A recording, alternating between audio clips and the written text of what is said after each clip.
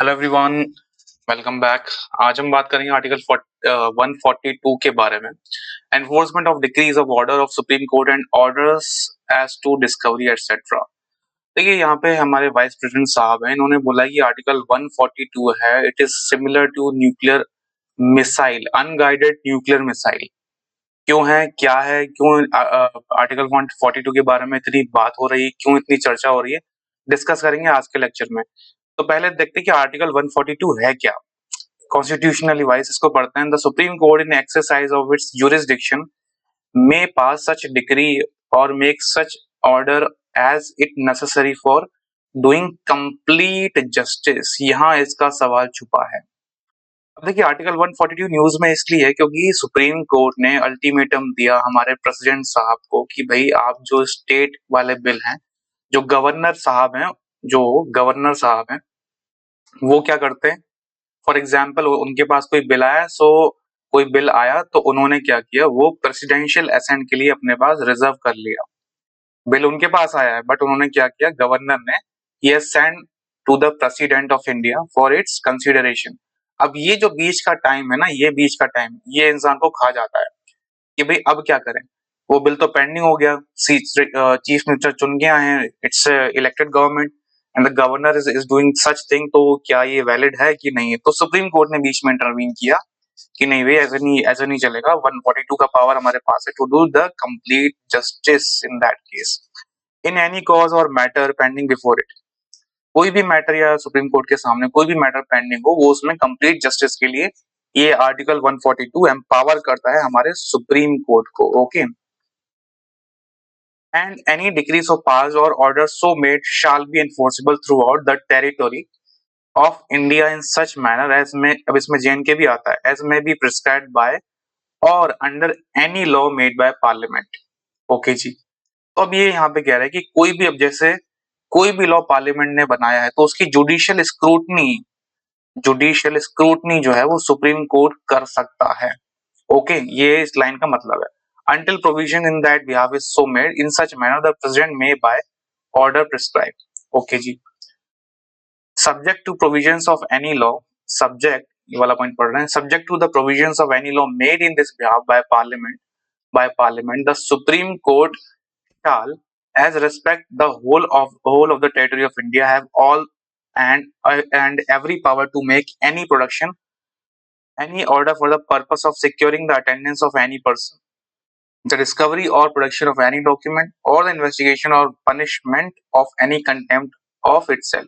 Means यो मोटो यहाँ पे कॉग्निजेंस जो है सुप्रीम कोर्ट ले सकता है किसी भी मैटर की which is pending before it, और इन केस जुडिशियल इंटरवेंशन भी अलाउड है। ओके, अभी जुडिशियल इंटरवेंशन क्या क्या होता है डिस्कस कर। देखिए, जुडिशियल इंटरवेंशन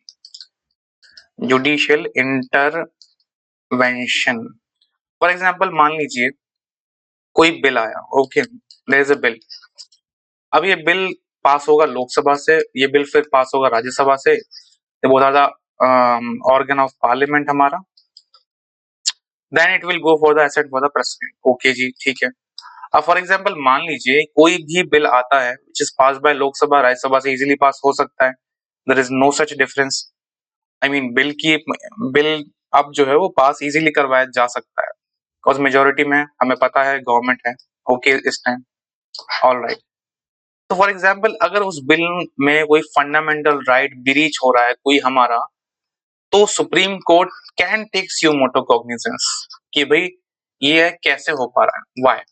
ये क्लोज हमें डिफाइन करिए पहले आप। Okay, so this 142 can say कि एक 142 जो है can be an unguided nuclear missile, जो कि सुप्रीम कोर्ट को बहुत पावरफुल बनाता है।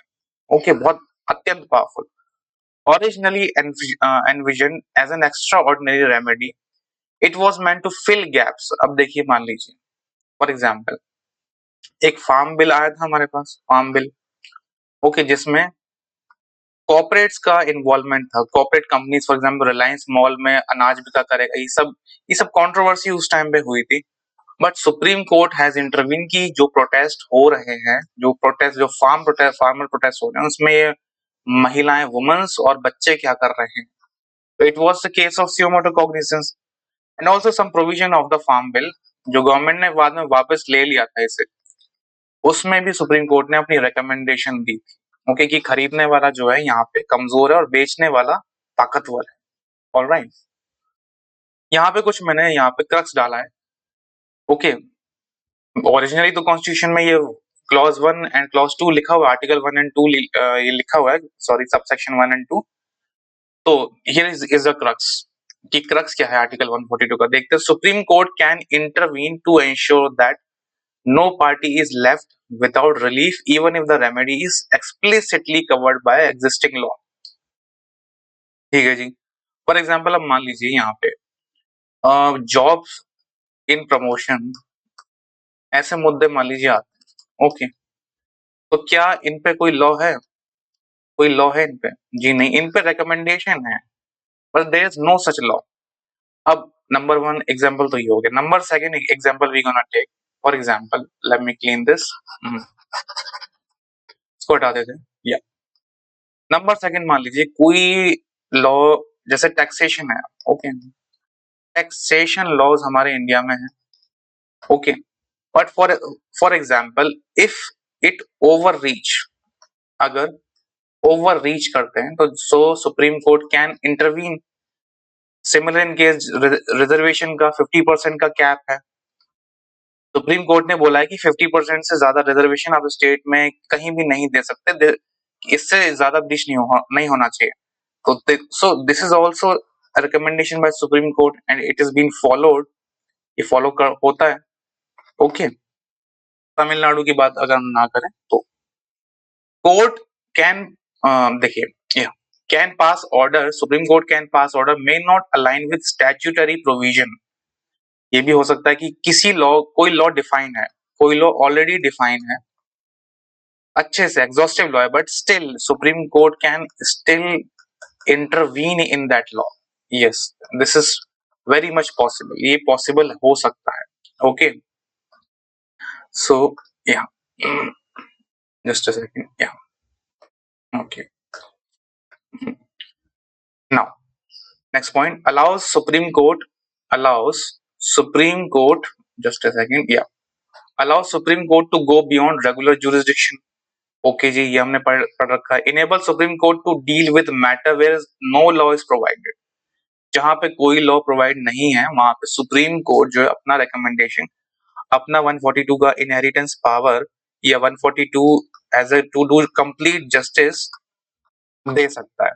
Use in case to provide interim relief that are unconventional. Alright, not an issue. देखिए, अब 142 जो है, इसके बहुत सारे हम एग्जांपल्स करेंगे। एग्जांपल्स कहाँ कहाँ हो सकते हैं, क्विक रिवीजन करते हैं। पहला, where there is no law, there is no law, जहां पे कोई लॉ नहीं है वहां पे, जैसे ट्रिपल तलाक था। ओके, ट्रिपल तलाक अभी तो है ये लॉ, बट ट्रिपल तलाक का केस में अगर ये अनकॉन्स्टिट्यूशनल, तो ये अब हुआ है ना। पहले क्या होता था, प्रीवियसली ये जुडिशियल स्क्रूटनी से गुजरा था। ओके, ऐसे बहुत सारे केसेस आए थे। Shah Bano cases is one of them. वो जो है वो शाहबानो केस जो है वो मनी को लेकर है, कि भाई आपने आपने शाहबानो को कितना, एक तरह से जो एलिमोनी का उल्टा होता है ना, जो हस्बैंड देता है मुस्लिम्स में, उसके बारे में बात थी। Okay, enable Supreme Court to deal with the matter where there is no law is provided, used in the case to provide interim relief that are unconventional। Okay, अब ये एग्जाम्पल है, राम जन्मभूमि के केस में यही हुआ था। Article 142 to deliver a settlement aimed at complete justice and communal harmony. Ram Janmabhoomi के case में भी सुप्रीम कोर्ट ने 142 आर्टिकल का यूज किया था to do what, complete justice, to maintain harmony. ये मैटर कंप्लीटली जो था, it was a land dispute. Okay, एक लैंड डिस्प्यूट था। ओके, शाहबानो केस में अभी होता, article 142 was invoked to pass an order directing husband to pay maintenance. Section 125 CrPC के according ये प्रोसीजर चलता है। बट मुस्लिम लॉ में क्या होता है, मुस्लिम लॉ में जो इनके लोकल लॉज होते हैं, शरिया लॉ बोल सकते हैं, ओके, मोहम्मदन लॉ, उसमें एक राशि तय होती है, एक रकम तय होती है कि तलाक के बाद इतने टाइम तक आप वो अपनी वाइफ को मेंटेनेंस देंगे। ओके, तो मेंटेनेंस का अमाउंट काफी कम था इन दैट केस। तो Shahbano case is the one of the unique one in which article 142 का यूज हुआ। Again to do the complete justice, it was a judicial intervention. Again judiciary का intervention था in the Mohammedan law कि भाई ये गलत हो रहा है। ओके, अगला example, supreme court invokes article 142 to protect 250 students career. कैसे भी to top court pass an any degree और order necessary for doing complete justice any case matter pending before it. ठीक है जी। अब देखिए आर्टिकल 142 पे हमारे बारे ये गवर्नमेंट बार बार बात क्यों कर रही है। देखिए जुडिशरी और एग्जीक्यूटिव की टसल नहीं होनी चाहिए, जुडिशरी वर्सेस एग्जीक्यूटिव नहीं होना चाहिए कंट्री में। ओके, होगा तो what will happen, the power centre will get shifted. क्योंकि हमारे कॉन्स्टिट्यूशन में बैलेंस ऑफ पावर का कॉन्सेप्ट है। 3 ऑर्गन होते हैं, जुडिशरी, लेजिस्लेचर और जुडिशरी, लेजिस्लेचर और executive. They both having their own power, specifically power domain. तो यहाँ पे बैलेंस ऑफ पावर का कॉन्सेप्ट जो है वो डिफाइन है ऑलरेडी। तो 2015 में एक बात करते हैं, एक कोलिजियम कन्फ्लिक्ट हुआ था। जैसे जुडिशरी 142 के अंडर गवर्नमेंट पे क्रैकडाउन कर रही है, गवर्नमेंट पे इनकेस गवर्नर के पास जो पेंडिंग बिल है उस पर क्रैकडाउन कर रही है, आप ऐसा नहीं कर सकते। 2015 में चलते हैं एक बार, ठीक है। क्या होता है, एनजेसी कमीशन बना था, नेशनल जुडिशियल अपॉइंटमेंट कमीशन। इसमें क्या होता है कि जज अपॉइंट करने के लिए एक गवर्नमेंट प्रोसेस से उसको गुजरना पड़ता। कोलिजियम सिस्टम पे गवर्नमेंट ने इसको रेगुलराइज करने की ट्राई किया था, कोलिजियम सिस्टम को, कि कोलिजियम सिस्टम को हम और ट्रांसपेरेंट बनाएंगे, एक जुडिशियल अपॉइंटमेंट कमीशन बनाएंगे जिसमें गवर्नमेंट का रोल सादा होने वाला था। लिखा है ना यहाँ पे, national judicial appointment commission reinstating the collegium system when the center delayed appointments. The court threatened to invoke Article 142 to enforce its judicial selections. By 2023, Supreme Court was openly saying that we may compel to use our Article 142. हम 142 का use इसलिए करेंगे क्योंकि ये constitution wise ये सही नहीं है। It's not about the basic structure. ये जो एनजेसी आपने बनाया है, NJC national judicial appointment commission, इसमें गवर्नमेंट का रोल बहुत ज्यादा होने वाला है। फिर हमारी सुप्रीमेसी कहाँ रही, हमारा डिस्क्रिशनरी पॉइंट कहाँ रहा, जब सब काम आप ही कर लेंगे, जुडिशरी भी अगर आप ही अपॉइंट कर देंगे, then where do we really exist then. Okay, so 124 sorry, what's left with the rubber stamp presidency, what judiciary proposes and enforces are leaving no room for executive consultation। यही बात निकल के आ गई कि भाई हम एग्जीक्यूटिव्स को हमारे डोमेन में अलाउड नहीं करेंगे in the case of appointment. Alright, अब बात कर रही है, देखिए एक सवाल है यहाँ पे, क्या फेडरलिज्म एट रिस्क, क्या वाकई में हमारी डेमोक्रेसी, जो ऑनरेबल हमारे वीपी सर ने बोला कि डेमोक्रेसी में ऐसा नहीं चलता, democracy is at risk. So is it really so, क्या ये सवाल सही है, क्या वाकई में ऐसा है। देखिए कंक्लूजन में आपको ये लिखना है, ओके, कि कंक्लूजन में क्या लिख सकते हैं।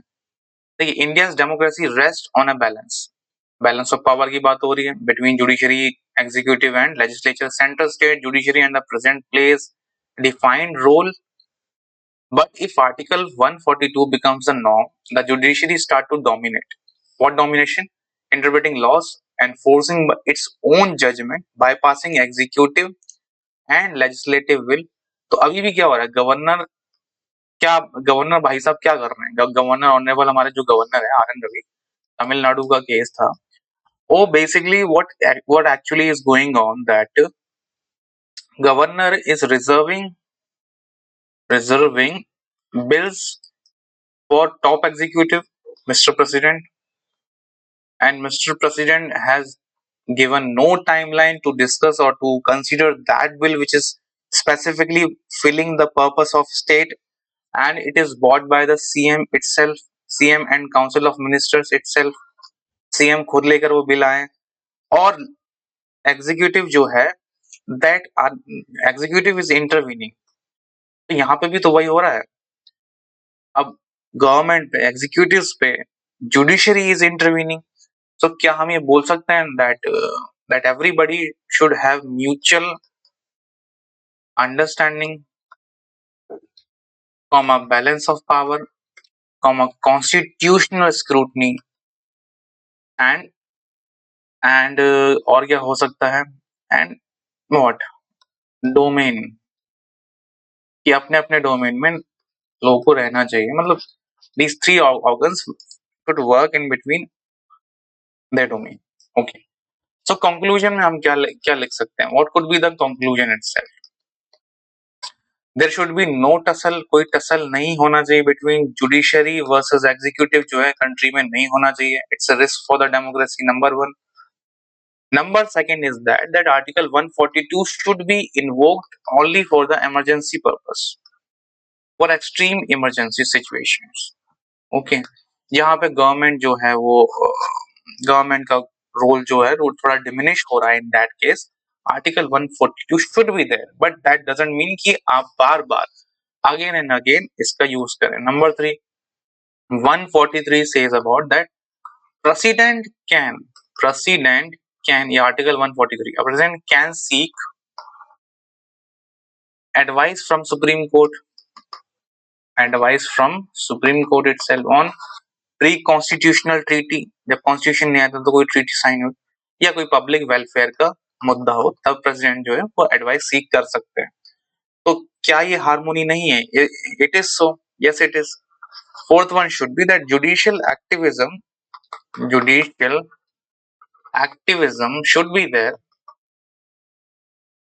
Should be there, SHOULD should be there, but no judicial intervention. ये शब्द सही नहीं होगा. बेटर हम ये कहेंगे judicial scrutiny is a better word. Judicial intervention portray some sort of negative effects, ये नहीं होना चाहिए. तो क्या आप ये क्वेश्चन मानते हैं? क्या आपको ये लगता है कि जुडिशियल एक्टिविज्म जो है विच इज राइजिंग?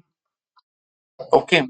बट अभी जो हमने एग्जाम्पल डिस्कस किए, जो शाहबानो केस हमने डिस्कस किया, हमने राम जन्मभूमि का मुद्दा जो वो डिस्कस किया, तो क्या इसमें आर्टिकल 142 इन केस अगर नहीं होता तो क्या कंप्लीट जस्टिस हो पाता? क्या कंप्लीट जस्टिस पॉसिबल था? नो ना, बिकॉज अवर कॉन्स्टिट्यूशन फ्रेमर्स, उन्हें मालूम था कि ऐसी सिचुएशन आएगी whether there is no such law, जहां पे मान लीजिए कोई हाइपोथेटिकल एग्जांपल है कि कोई लॉ एग्जिस्ट नहीं करता.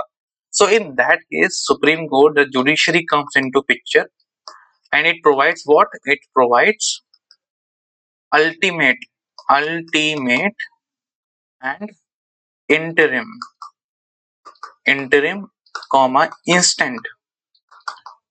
instant relief. So this is the importance of our Article 142 of our Constitution. So I hope आपको वीडियो में थोड़ा सा कुछ क्लैरिटी मिली होगी. I am not biased towards supreme court और I am not biased towards the government executive. I am just trying to give you an a transparency that how the things work. Article 142 पे आपकी भी राय हो सकती है. You should mention in the conclusion itself. आप इस पे आंसर राइटिंग जरूर करिएगा. There is most of chances that article 142 can be asked in your upcoming exams if you are preparing for some competitive level. All right, so I'll take your leave. Okay, so please do like this video if you found it very helpful. Okay, so thank you so much.